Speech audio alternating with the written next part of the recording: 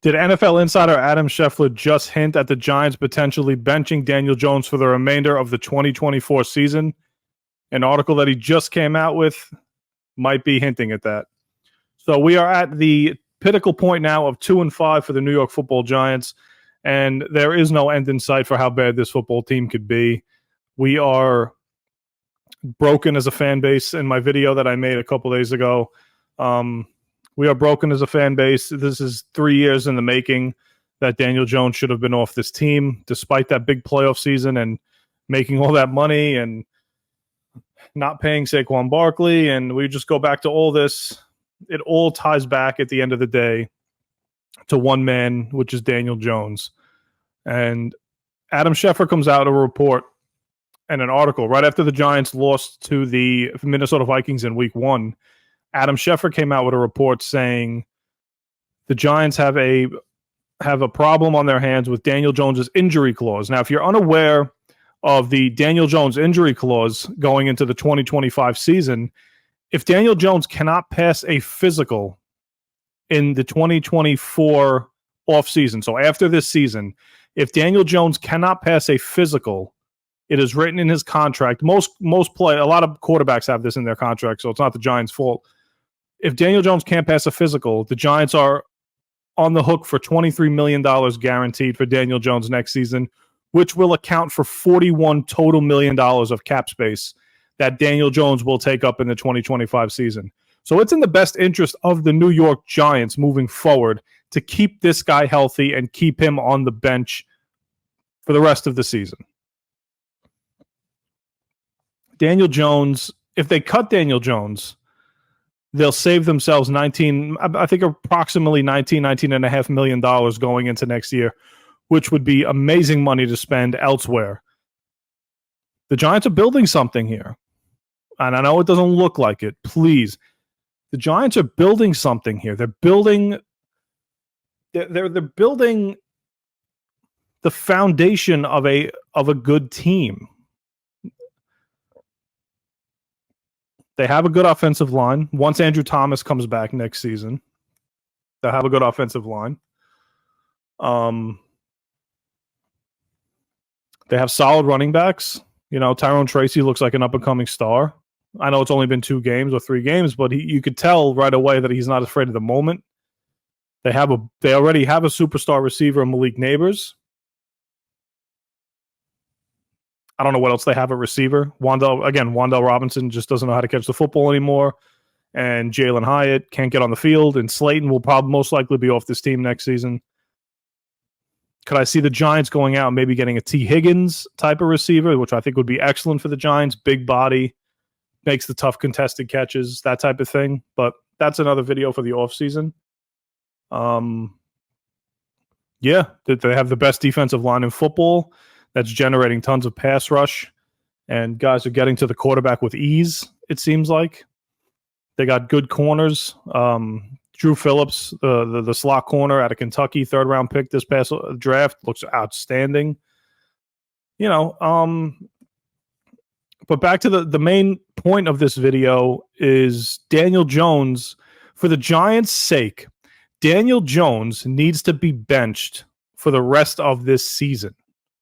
So the Giants aren't on the hook for $41 million in the 2025 season. If Daniel Jones remains healthy and can pass the physical after this season is over, the Giants are able to cut Daniel Jones and make up to $20 million in cap space and rid of Jones, not have to worry about him anymore.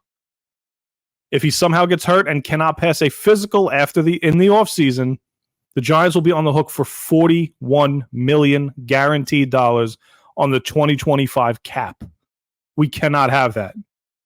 If you think this team looks bad now, think about it next season when $41 million is being allocated towards Daniel Jones. It's going to be a lot worse. So for the Giants' sake, again, they have to cut him after the season. You have to find a way to get rid of him. And this could be the out. And by benching him, this could be the clause that helps the Giants out tremendously for the future. Drew Lock came in yesterday in the game yesterday, and he made a throw to Jalen Hyatt that Hyatt should have caught.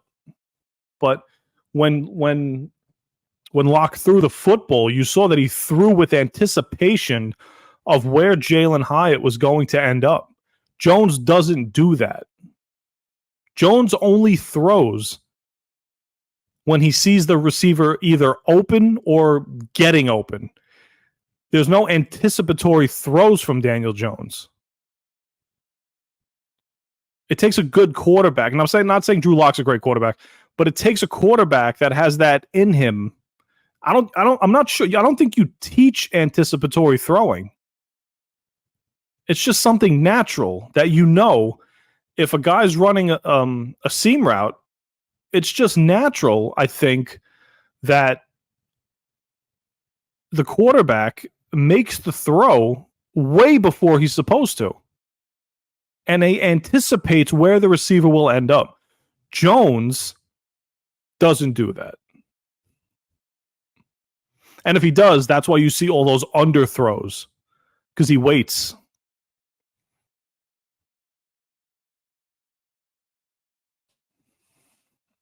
This could be a blessing in disguise for the Giants. This could be a blessing in disguise. They're going to Pittsburgh on Monday night.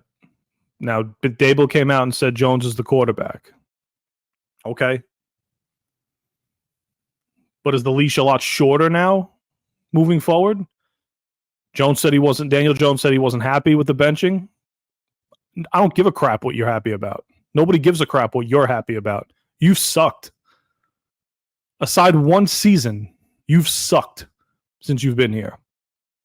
That's just putting it bluntly. There's other words that I'd love to use.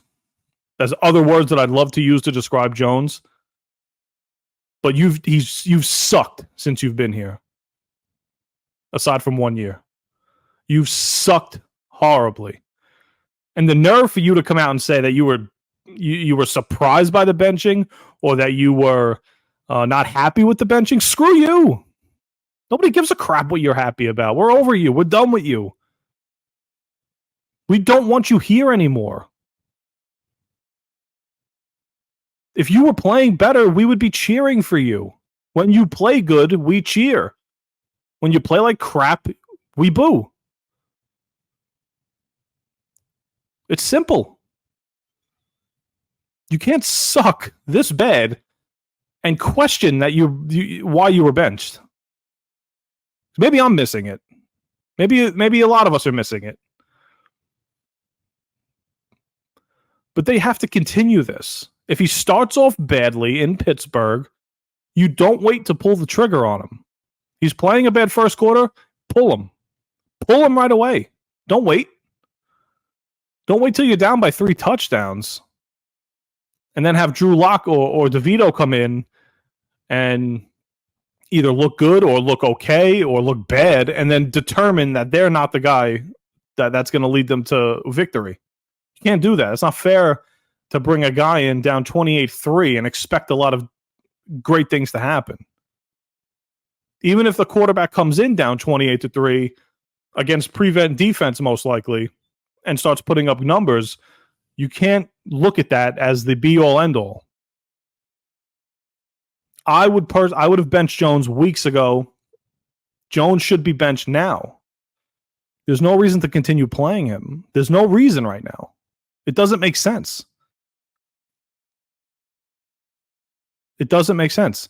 Now, Adam Schefter's tweet that he put out in September about the injury clause, he wrote underneath it yesterday. That same tweet, he wrote underneath it yesterday something to keep an eye on. Does he know something that we don't know? Is Adam Schefter hinting that the Giants are more so leaning towards benching Daniel Jones moving forward? Why would he put the tweet out and then repost it and then right under it yesterday from 4 months ago? No, I'm sorry, not 4 months, from September. It's now October, and Schefter's responding to his own article from September about the injury clause. I think Schefter knows something that a lot of us don't know because we're not on the inside of what the conversations are. You could just see the look on Brian Daboll's face that he's done with this guy. I don't know if it's Shane. I don't know if it's Mara. None of us know why Daniel Jones, aside from probably having to pay him the $40 million a year, there's no other reason why this guy should be starting for the New York Giants anymore. It's over. It's over. If you guys have gotten this far in the video, I appreciate it. Share, like, subscribe it. And we'll catch you in the next one. Thank you.